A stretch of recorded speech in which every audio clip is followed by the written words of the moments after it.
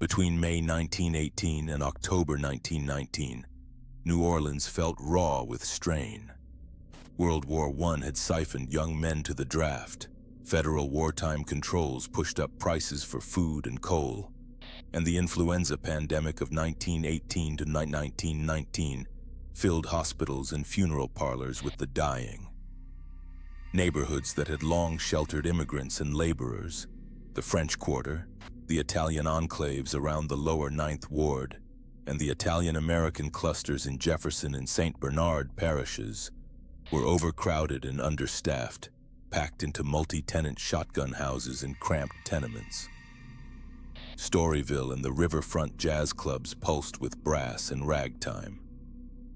Jelly Roll Morton and other local musicians turned jazz into a public spectacle on streets and in halls, pushing the city's nocturnal life further into view.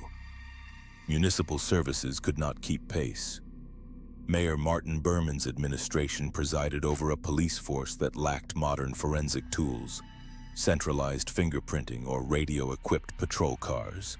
Detectives relied on shoe leather investigations, telegrams, and slow telephone switching.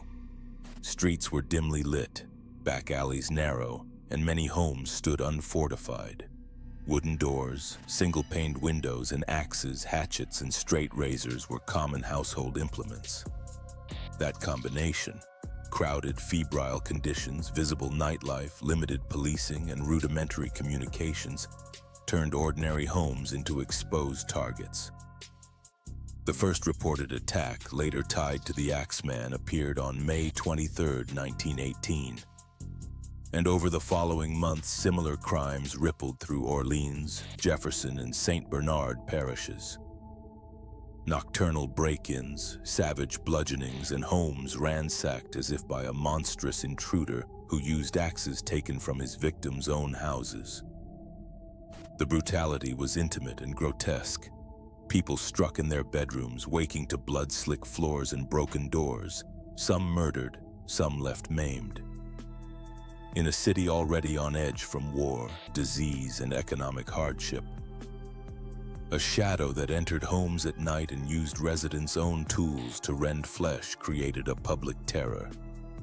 Newspapers like the Times-Picayune could not ignore building a grim anticipation that something worse and stranger might be lurking just beyond the gaslight. On May 23, 1918, a routine night in a crowded New Orleans neighborhood became the scene of the first recorded attack later attributed to the Axeman. An intruder broke into a working-class home in Orleans Parish. The occupants woke to crashing noises, and the murder weapon was not brought in, but taken from the house itself, often the family's own axe, later found smeared with blood. In the weeks that followed, the pattern repeated with horrifying similarity across Orleans, Jefferson, and St. Bernard parishes. Late-night invasions between dusk and dawn, bedrooms torn open, beds slashed, and skulls hammered. Victims were ripped from sleep and left crushed or dead, while others woke with shattered faces and mangled limbs. The households targeted were overwhelmingly immigrant and working class. Italian-American families in the lower Ninth, dock workers near the riverfront, and crowded tenements in the French Quarter. People who kept hatchets or axes for work or splitting wood. Survivors gave a consistent, chilling account. Footsteps on the porch, furtive entry through a back door, a heavy blow from close range, and then the intruder slipping into the dark. In many cases, the axe used had been taken from the kitchen or shed after the assailant entered, turning ordinary tools into instruments of domestic annihilation.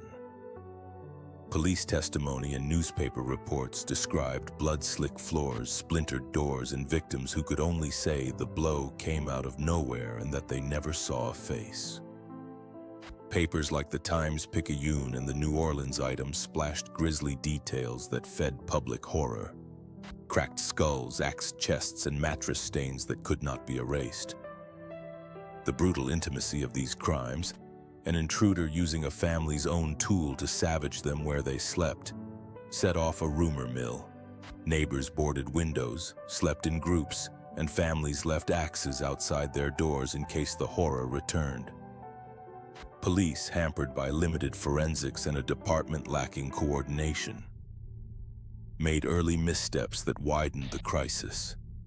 Detectives chased casual tips and false leads, focused harassment on Italian neighborhoods because many victims were Italian-American, and arrested suspects on scant evidence, inflaming ethnic tensions and distracting investigators from thorough scene work. Officers relied on eyewitness accounts and hearsay rather than systematic scene preservation. Bloody axes were sometimes handled by curious onlookers before tests could be done. As 1918 gave way to 1919, the crimes increased in frequency and ferocity. Press hysteria crescendoed, neighborhoods became suspicious and isolated, and New Orleans moved from terrified bewilderment to citywide panic. An atmosphere into which on March 13, 1919, a taunting, notorious letter was published promising more slaughter unless a strange condition was met. On March 13, 1919, an anonymous typewritten letter appeared in the New Orleans press, printed in the Times-Picayune, and it read like a macabre ultimatum. The writer claimed to be the Axeman and threatened continued slaughter, but promised to spare any house where a jazz band was playing.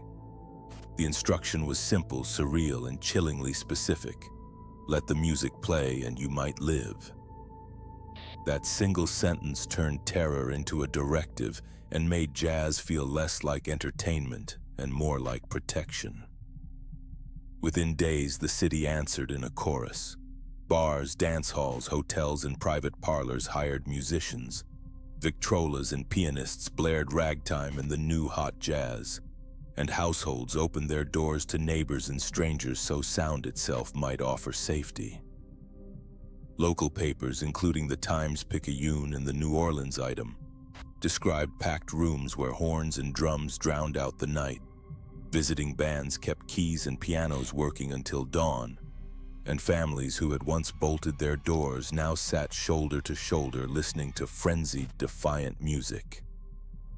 The scene was both absurd and grim. Orchestras used as shields, syncopation treated like a talisman against a savage who had used victims' own hatchets to hack skulls and chests. Investigators watched the city convert itself into an orchestra pit while the killer's identity remained a bloody blank. Competing theories multiplied. Some detectives and columnists pointed to organized crime and vendettas tied to immigrant quarrels, arguing that attacks on Italian-American households suggested mafia links. Others proposed a sexually motivated sadist or an unbalanced prowler drawn to the intimacy of bedrooms. A third theory treated the events as copycat mayhem, or an elaborate hoax meant to terrorize and profit from panic. Press coverage amplified every rumor. Lurid headlines, graphic scene descriptions, and repeated reprints of the Axeman letter shaped public perception as much as evidence did. That coverage did not exist in a vacuum. New Orleans carried a long, ugly history of anti-Italian prejudice, most notoriously the 1891 lynching of 11 Italian immigrants, and that memory influenced which neighborhoods police probed and which suspects they singled out. Officers raided tenements, interrogated dozens, and made arrests on flimsy evidence, fueling resentment and distracting from forensic leads the department, lacking modern tools, could not pursue. The result was a widening fracture between frightened citizens and an overmatched police force. And though the city literally danced in immediate response to the letter, the murders did not cease permanently. The musical reprieve exposed deeper failures: investigative misdirection, ethnic scapegoating, and a press that sold horror, and set a darker stage for the violence that would follow. After March 13, 1919, the city's uneasy carnival of music gave way to an investigation that grew rawer, more frantic, and ultimately more fractured. Detectives from the New Orleans Police Department, operating under Mayor Martin Berman's watch, intensified patrols across Orleans, Jefferson, and St. Bernard parishes.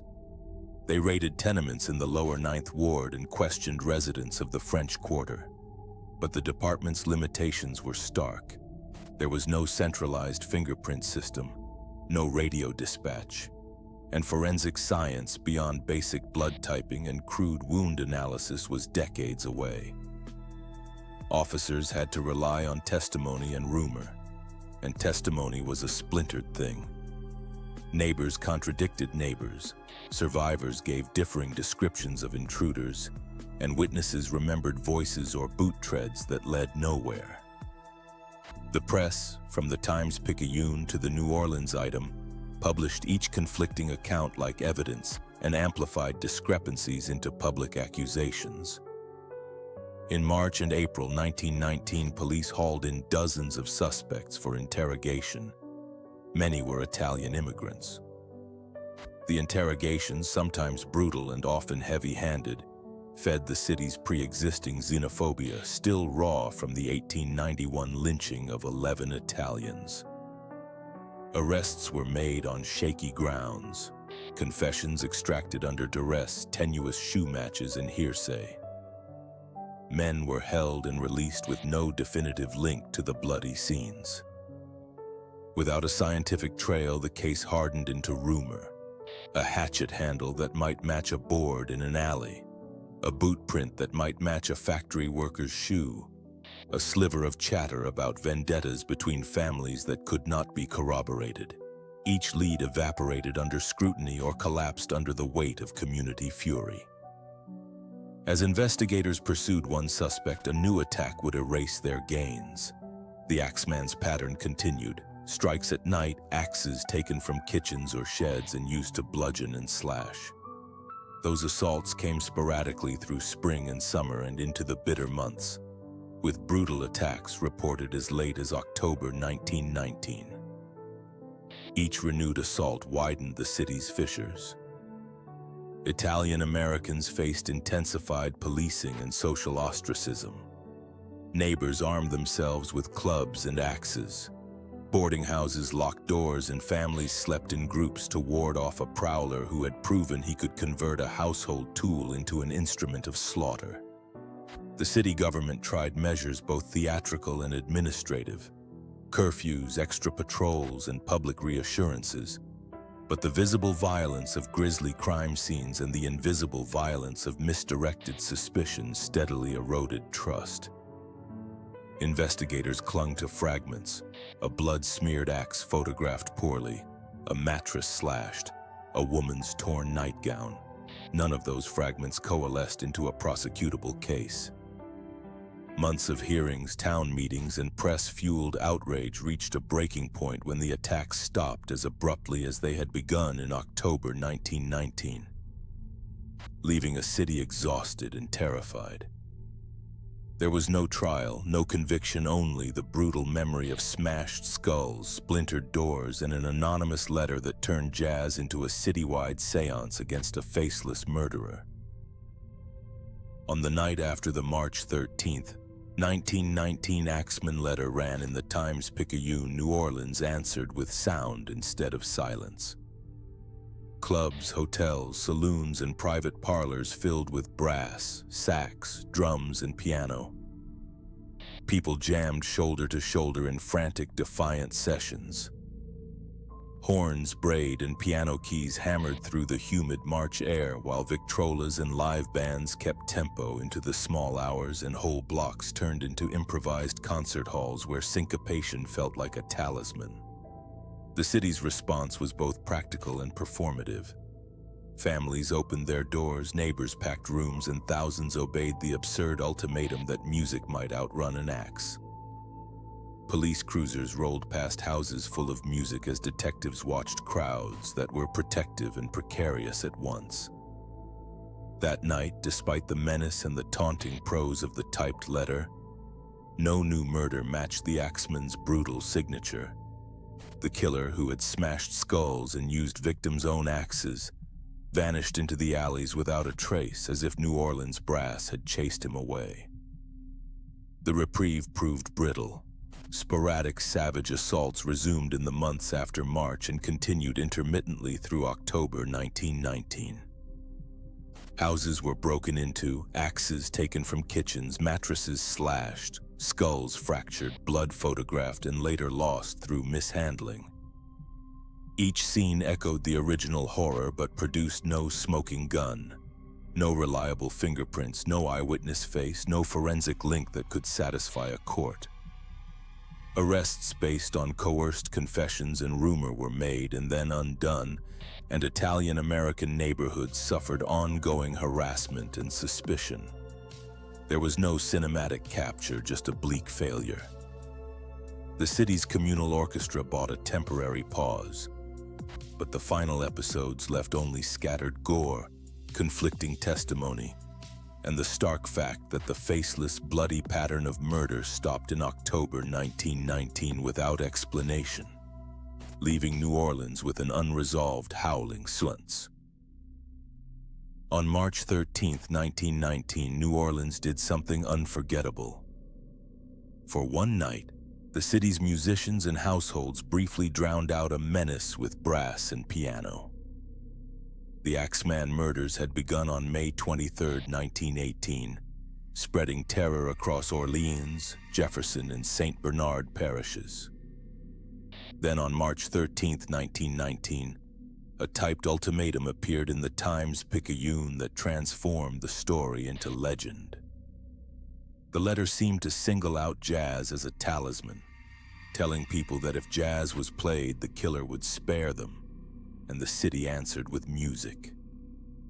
Musicians like Jelly Roll Morton and hundreds of anonymous players stepped into that neon ritual, their instruments moving from entertainment to a communal shield.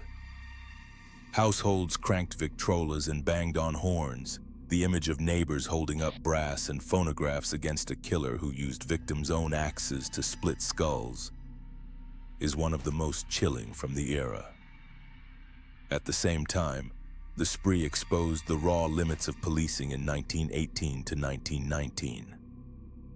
There were no centralized fingerprint files, no radio dispatch systems, forensic science was still primitive, and the press often traded grisly detail for sales, magnifying panic. The saga also amplified ugly xenophobia.